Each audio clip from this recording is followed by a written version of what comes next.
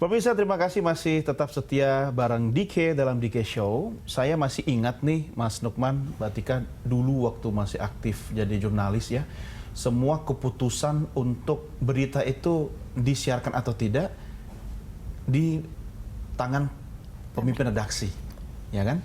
Kalau sekarang semua pengguna smartphone, semua pengguna media sosial bisa jadi pemret, ya kan?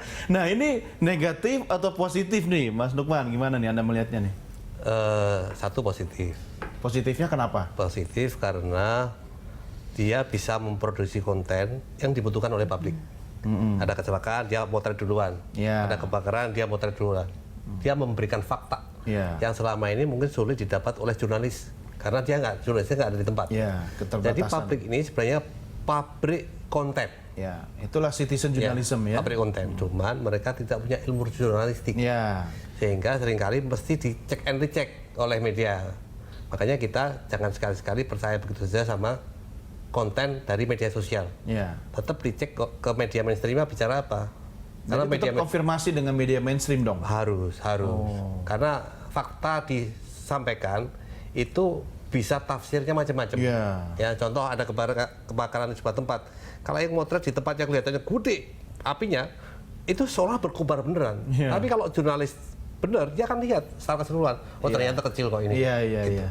Ya, soal angle ya. Angle aja. Iya benar. Nah, positif. Nah, negatif juga ada apabila ketika mereka tidak menyampaikan fakta, tapi manipulasi fakta. Malah merekayasa. Betul, itu bisa terjadi. Karena mereka nggak lewat proses dikoreksi sama Pimret. Sendiri kan? Iya. Dia sendiri jadi pencari berita, dia sendiri editornya, dia sendiri jadi pemretnya, dia sendiri yang publis. Nggak ada kontrol. Iya, nggak ada kontrol. Tapi masih layak yang namanya kontrol di era bebas sekarang ini. Yang kontrol adalah sesama pengguna media sosial.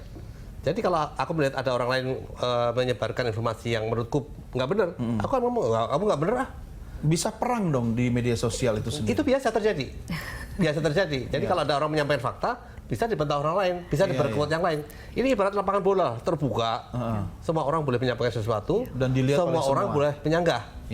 Nanti yang ditemukan kebenarannya kan. Betul. Tapi biasanya kalau pas pertempuran begitu, yang memadamkan adalah media mainstream. Ketika media mainstream mengatakan, oh faktanya ini, ya selesai.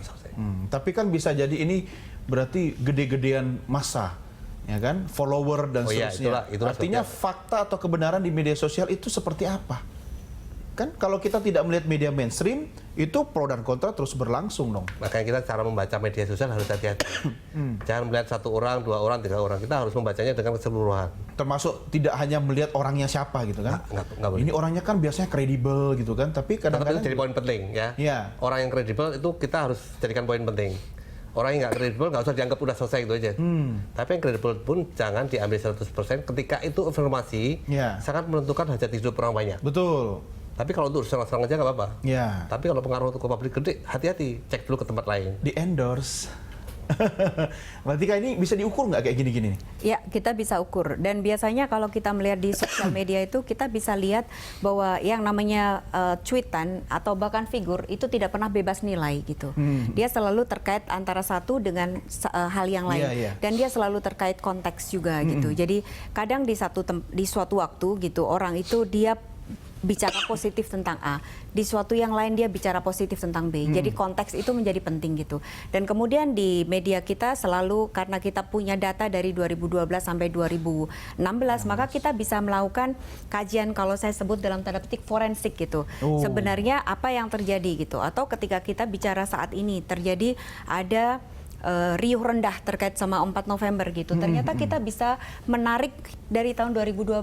Ternyata di tahun 2012 itu pernah ada kejadian yang sama persis dan oleh tokoh yang sama persis gitu. Dan oleh organisasi yang sama persis gitu. Dan di mana kita ketika membaca tahun 2012 tersebut, kita akan paham kenapa Ahok itu memunculkan ayat Al-Maidah ayat 51 gitu.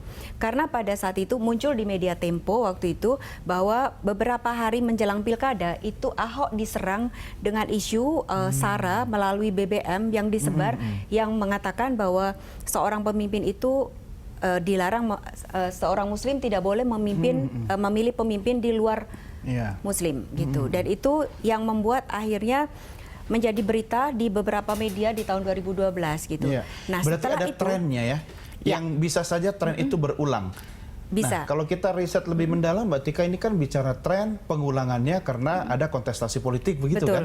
Kok kayaknya nggak kreatif sih orang Indonesia bikin isu itu aja? Ya, dan kenapa orang Terbaca dong nanti pilpres isunya apa gitu ya? Betul, itu terbaca dan sebenarnya tokoh yang sama pun gitu. Jadi waktu itu ada pembicaraan tentang MUI dengan Fauzi Bowo dan Nahrawi Ramli Iya, misalnya Nara. gitu. Dan sekarang juga masih muncul lagi. Kemudian ada ketua MUI gitu. Sekarang muncul lagi gitu. Terus kemudian tahun 2013 ada kasus lagi. 2014 itu ada gejolak lagi. Iya. Jadi Makanya tadi saya tanya Mas betul. Lukman, tenang-tenang aja dia. Oh, Betul. sudah kebaca trennya Iya, gitu ya Mas sudah ya? terbaca. Tapi harusnya gini dong Mas, yang namanya media sosial itu mencerdaskan, ya kan? Oke lah, lagu lama boleh, tapi aransemen baru yang lebih positif. Iya. Bisa nggak kita ngarapin yang kayak gitu? Bisa banget, Tergantung siapa. tergantung publiknya. Berarti harus diedukasi dong publiknya. Gini. Media sosial itu jelas-jelas mencerdaskan. Jadi sekarang ada ribut ini itu bukan mainstreamnya media sosial, enggak. Itu kecil aja, gejolak kecil aja. Kalau kita lihat di Instagram, waduh asik banget, ya kan? Iya. Kalau kita lihat di Twitter yang gedenya, itu asik banget. Cuman mata kita ini terganggu oleh gerakan-gerakan yang gini nih. Oh. Dan orang lebih sering ngomongin gini tuh ya sebenarnya jumlahnya itu aja. Oh, dia lagi. Dia lagi. Jadi mainstreamnya nggak seperti itu. Oh. Tenang aja. Mainstreamnya Iya. tetap produktif. Hmm. Tetap memakai media sosial sebagaimana layaknya media sosial. Iya. Untuk berteman, Iya, untuk iya. menambah ilmu, Iya.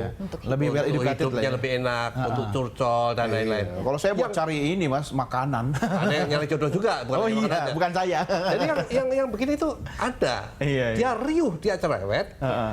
dan ngomong terus nggak ada capeknya sehingga kelihatannya muncul terus. Iya. Padahal ya kecil. Yang penting dia berisik ya. Berisik, Itu memang teorinya dalam politik. Kalau lu kecil lu harus berisik. Karena trending topik itu berisik. Berisik ya. Oke. Gitu. Cepat banget. Nah, kita lanjutkan berisik kita di segmen berikutnya. Tetap bareng saya dalam DK Show.